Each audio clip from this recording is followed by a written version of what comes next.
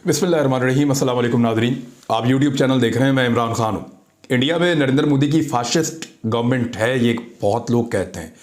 वज़ीर-ए-आज़म इमरान खान साहब ने इस लफ्ज़ को पहली मरतबा भारत के लिए इस्तेमाल किया था, ख़ास तौर पे नरेंद्र मोदी के लिए। जो कश्मीर में उन्होंने किया, जो मुसलमानों के साथ और अक़लियतों के साथ वहाँ पे हो रहा है भारत में, तो वो एक फाशिस्ट गवर्नमेंट है। और ये भारत के अंदर भी बहुत सारे लोग कहते हैं।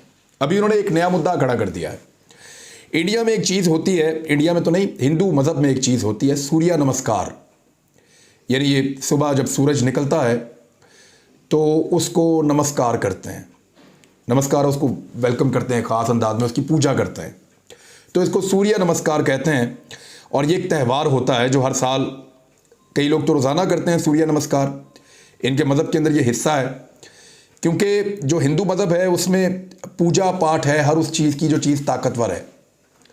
मिसाल के तौर पे इनके जितने भी भगवान हैं उनके बारे में बहुत पुरानी कहावतें, बहुत पुरानी कहानियाँ हैं और बहुत सारी कथा है जो लिखी हुई है इनकी किताबों के अंदर। तो उसकी बुनियाद के ऊपर ये उनकी पूजा करते हैं। यानी नाग की पूजा करते हैं। सांप क्योंकि बहुत ताकतवर है, वो डस ले तो इंसान की मौत हो जाती है, तो इसलिए उनको लगा नाग बहुत ताकतवर है, उसकी पूजा शुरू कर दी। उसके बाद आग, उनको लगा कि आग बहुत ज़्यादा जलाने की कैपेसिटी उसके अंदर, राख कर देती है, नुकसान पहुंचाती है और बहुत सारे बेनिफिट भी है आग के अंदर। सर्दियों में आग सेकते हैं, उसके ऊपर चीज़ों को पका कर खाते हैं। तो आग उनको लगा कि ये बहुत ताकतवर चीज़ है, तो फिर उन्होंने आग की पूजा शुरू कर दी। अग्नि देवी, आग की पूजा करते हैं। नाग देवता, नाग की पूजा करते हैं। लक्ष्मी देवी, इवन पैसा जब बना और पैसा आया मार्केट के अंदर, लक्ष्मी आई, तो फिर पैसे की पूजा शुरू कर दी, लक्ष्मी देवी भी आ गई।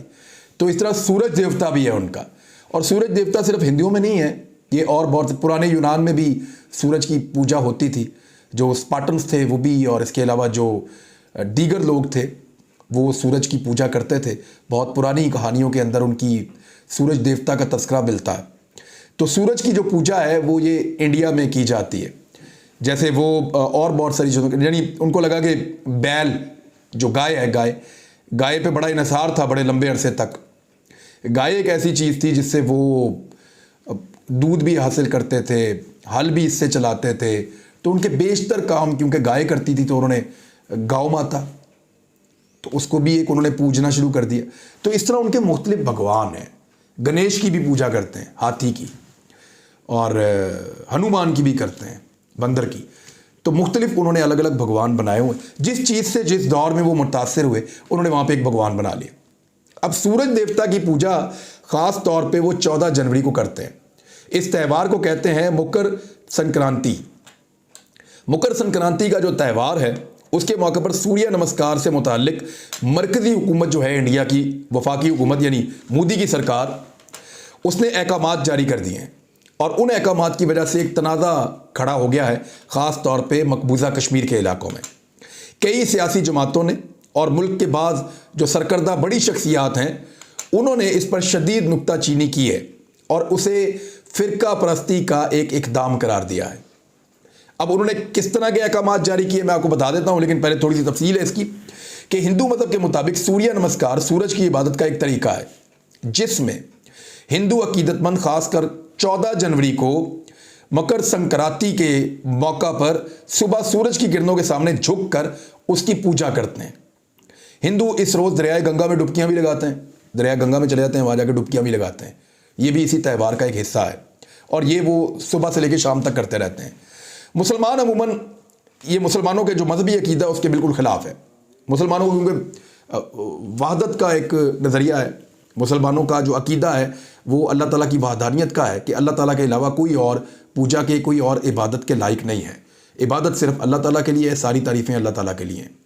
तो हमारे यहाँ पे तौहीद का एक कॉन्सेप्ट है मुसलमानों में, हिंदुओं के अंदर ये नहीं है। तो इसलिए मुसलमानों को जब आप कहते हैं कि सूरज के सामने पूजा करो या किसी और की पूजा करो, तो वह मुसलमान रिएक्ट करता है और मुसलमान के लिए बड़ा प्रॉब्लम हो जाता है। एक तो वो कैद में नहीं रह सकता, दूसरा तौहीद का जो कॉन्सेप्ट है इसके ऊपर वो कंप्रोमाइज़ नहीं कर सकता। किसी और के सामने अल्लाह के अलावा झुकना बहुत मुश्किल हो जाता है।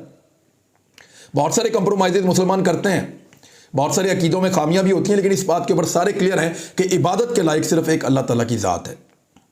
अल्लाह ताला से ही मांगते हैं, अल्लाह ताला के सामने ही झुकते हैं, सजदा सिर्फ अल्लाह ताला को करते हैं। अब ये नया हुक्म क्या है जिसकी वजह से ये प्रॉब्लम खड़ा हो गया है?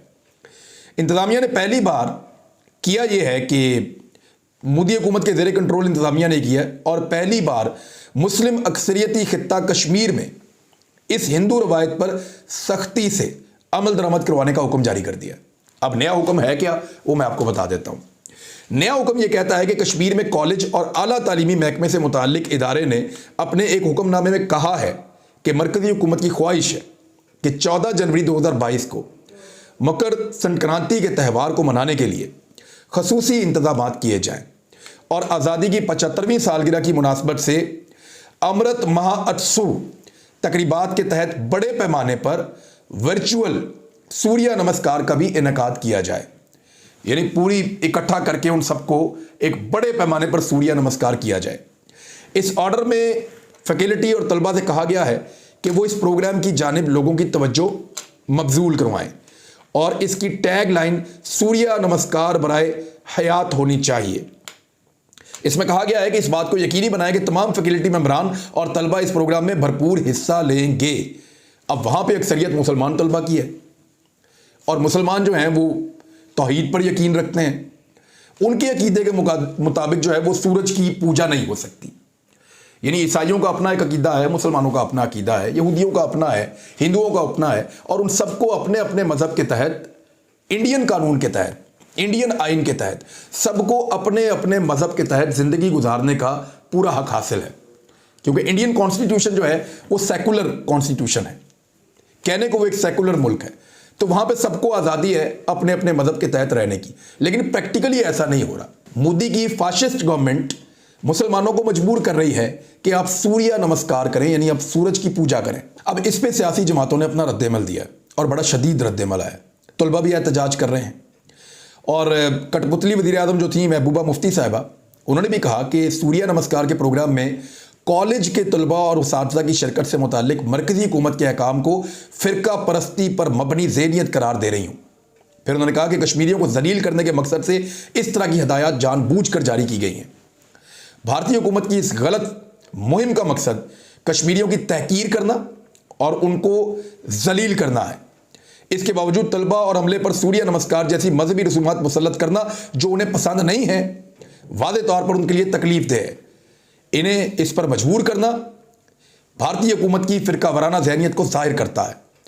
फिर जो साबिक वज़ीर आला और नेशनल कॉन्फ्रेंस के जो रहनुमा हैं उमर अब्दुल्ला, उन्होंने भी इस पर स्टेटमेंट दिया है। उन्होंने ट्वीट किया, उन्होंने कहा कि आखिर मुस्लिम तलबा को मकर संक्रांति मनाने के लिए योगा समेत कुछ भी करने पर क्यों मजबूर किया जाए। मकर संक्रांति एक त्यौहार है और इसे मनाना या ना मनाना ज़ाती इख्तियार होना चाहिए। क्या बीजेपी खुश होगी अगर इसी तर्ज पर गैर मुस्लिम तलबा को ईद मनाने का हुक्म दिया जाए? यानी हमारे भी त्यौहार है, ईद का त्यौहार है, हम जश्न ईद मिलादुन नबी जो है उसके ऊपर भी मुसलमान बहुत खुशियां मनाते हैं। इसके अलावा हमारे पास 2 ईद के त्यौहार हैं, शब बारात का त्यौहार है और बहुत सारे त्यौहार मुसलमानों के पास हैं। इबादत की अलग रातें भी हैं। रमज़ानुल मुबारक जो है वो मुसलमानों के लिए एक अलग हैसियत रखता है। तो क्या मुसलमान अपने अक्सरियती इलाकों के अंदर या जहाँ पे मुसलमान आबाद हैं या पाकिस्तान जैसा मुल्क जहाँ पे हिंदू बहुत थोड़े हैं, क्या हम उनको ज़बरदस्ती रोज़े रखने पे मजबूर करेंगे? क्या हम उनको ज़बरदस्ती ये कहेंगे हमारा आज ईद है, चल के हमारे साथ नमाज पढ़ो ईद वाले दिन या ईद की त्यौहार को मनाओ? तो मुसलमान तो ऐसा कभी दबाव नहीं डालते।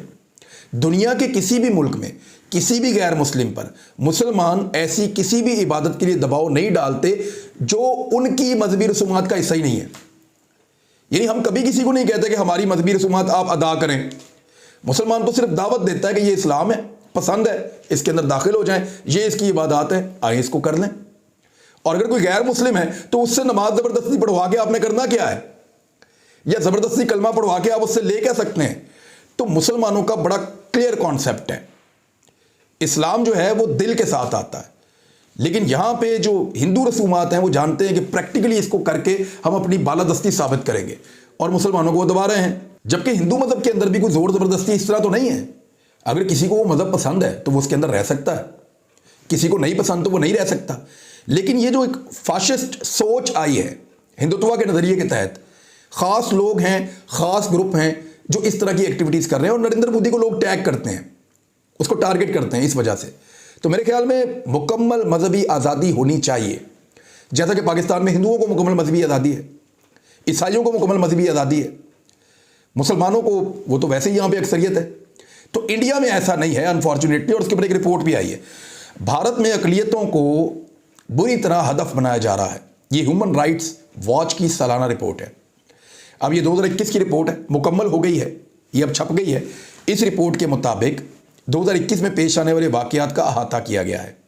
रिपोर्ट का एक अहम बाब है, उसमें कहा गया है कि भारत में हुकूमत ने ऐसे कवानीन और पॉलिसियों को अपनाया है जो मजहबी अकलियतों, खास तौर पर मुसलमानों के साथ इम्तियाजी सलूक के मुतरादिफ है। इससे बीजेपी रहनुमाओं की तरफ से मुसलमानों की तौहीन और तशद्दुद करने वाले बीजेपी के हामियों के खिलाफ कार्रवाई करने में पुलिस की नाकामी के साथ हिंदू कौम परस्त ग्रोहों को मुसलमानों और हुकूमती नाकदीन पर बेरहमी के साथ हमले करने की भी हिम्मत मिली है। यानी लगातार वहाँ पे मजहबी जनूनियत बढ़ती जा रही है और उसका जो टारगेट है, बड़ा टारगेट मुसलमान है, उसके बाद ईसाइयों को भी टारगेट किया गया है। अब इस रिपोर्ट के अंदर बताया गया 2021 में 9 माह में पुलिस की हिरासत में 143 अमवात और 104 मुबैना मावराए अदालत कत्ल का इंदराज किया गया है। और बहुत सारी चीज़ें हैं कि ह्यूमन राइट्स में कैसे कैसे वायलेट कर रहा है इंडिया और किस तरफ इंडिया लेकर अपने मुल्क को जा रहा है। बड़ा अनफॉर्चुनेट है। और ये ह्यूमन राइट्स वॉच की रिपोर्ट थी। इसके अलावा एक और बड़ी इंपॉर्टेंट चीज़ है भारत में। अब थोड़े दिन पहले हमने एक मुवाजना किया था, आपको याद होगा, रफाल तैयारे का और J-10C जो है, जो हम चाइना से ले रहे हैं, उसका। तो इंडिया की जो एक वेबसाइट है द प्रिंट, उसने इनका मुवाजना किया और बड़ा मजायका खेज मुवाजना किया है। यानी जो ख्वाहिश है उसको खबर बना दिया है। उसमें वो अपने जहाज़ को उन्होंने फाते भी करार दे दिया है, राफेल को, या रफाल कह लें आप। उन्होंने बताया J-10 के इंजन के मसाइल का जिक्र किया। पहले इसमें रूसी इंजन इंस्टॉल था, अब इसमें चीन का अपना तैयार करदा इंजन फिट किया गया है। J-10 के KAESA रडार का जिक्र करते हुए कहा गया कि इसकी टेक्नोलॉजी का मास्टर मगरिब है और चीन अभी भी इस पर लगे हुए हैं। यानी बहुत सारे उन्होंने इसके अंदर जो है वो कीड़े निकाले हैं। लेकिन J-10 की जो असल तारीफ है ना, और उसकी सलाहियतों का असल जो पर्दा खुला है, वो मिलिट्री वॉच मैगजीन ने इसके ऊपर काम किया है। और उन्होंने, क्योंकि ये द प्रिंट इंडिया का है, तो उन्होंने तो उसको अपने तैयारे को ऊपर उठाकर लेकर गए हैं, जो फ्रांस का बना हुआ है रफाल। लेकिन अगर आपने हकीकतन जाकर पढ़ना है और समझना है तो फिर आप चले जाएं मिलिट्री वॉच मैगजीन, उसने J-10 के बारे में सही इंकशाफात किए हैं। इसमें अमेरिकी कांग्रेस को पेश की गई एक रिपोर्ट है, उसका हवाला दिया गया है। ये रिपोर्ट बताती है कि सिंगल इंजन ये तैयारा कारकर्दगी में अपनी क्लास के तैयारों से आगे है। अमेरिकी F-16C और जापानी F-2 पर फैसला कुन बरतरी भी रखता है। ये अमेरिकी कांग्रेस को रिपोर्ट दी गई है कि J-10C जो है वो F-16 से बेहतर तैयारा है। ये तैयारा जो जापानी बेहतर तैयारा है लड़ाका, उससे भी बेहतर है।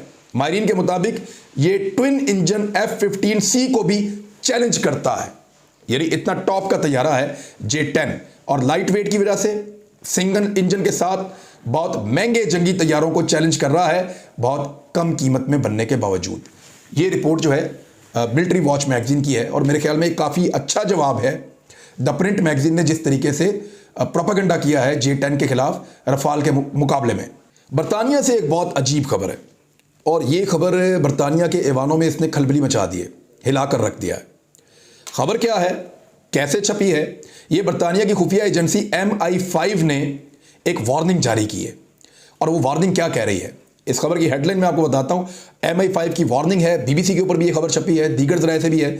इसमें बरतानिया की खुफिया एजेंसी ने पार्लियामेंट में चीन के एजेंट होने से खबरदार कर दिया। MI5 ये कह रही है कि हमारी अपनी पार्लियामेंट में, जो बरतानिया की पार्लियामेंट है, इसके अंदर कुछ ऐसे लोग बैठे हुए हैं जो चीन के एजेंट्स हैं। ये क्लेम किया है MI5 ने, और इस पर उन्होंने खबरदार किया है। मिसाल के तौर पे एक मुबैना चीनी एजेंट बरतानिया की सियासत में मुदाखलत के लिए पार्लियामेंट में दाखिल हो गई है, उनका ये कहना है। BBC की रिपोर्ट के मुताबिक सिक्योरिटी सर्विस की जानिब से एक अलर्ट में कहा गया कि क्रिस्टीन चिंग कुई ली ने चीनी कम्युनिस्ट पार्टी CCP के मौजूदा और ख्वाहिशमंद अरकान पार्लियामेंट के साथ रवाबित कायम किए हैं।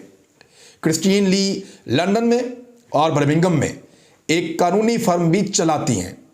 MI5 ने कहा कि क्रिस्टीन चिंग कुई ने चीन में हांगकांग से आने वाली फंडिंग के साथ सियासतदानों को अतिया दिया।